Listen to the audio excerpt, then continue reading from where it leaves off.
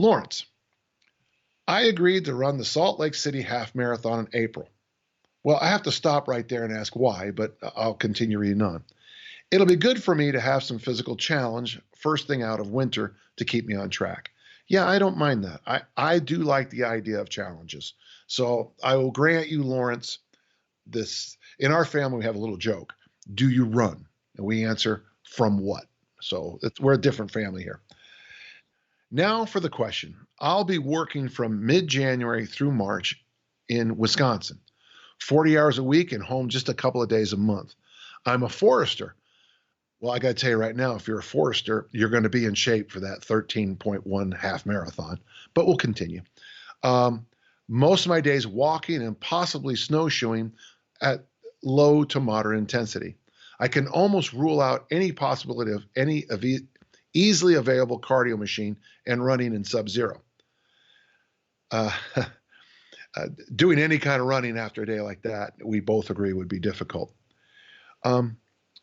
He can bring a pull-up bar and a kettlebell. Well, I think that nice low-level, long walks, snowshoeing, mixed with some basic kettlebell exercises, I think that a hinge variation, a goblet squat, and presses is a good idea. And then do your best to just drive your pull-up to the roof.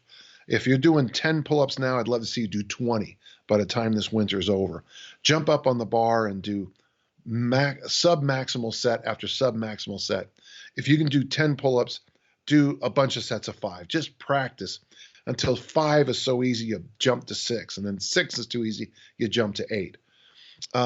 To get in shape for half marathon after what you're doing, probably the only thing you'd need is a tiny bit of road work. When you get a chance to go for a moderate run, that's going to do all the qualities you have. It is interesting, getting back to what I talked about accumulation, with all the snowshoeing and walking in the winter in the cold, and then you're adding some kettlebells on top of that and the pull-ups, you're really preparing yourself to easily handle that half marathon. And your only job is to, just keep going and finish. Yeah, I actually think in a lot of ways, if I was working with a track team and I said, have our distance runners spend the entire winter cross-country skiing, snowshoeing, the number of running-related injuries would be almost none, and they would have that massive base to build on.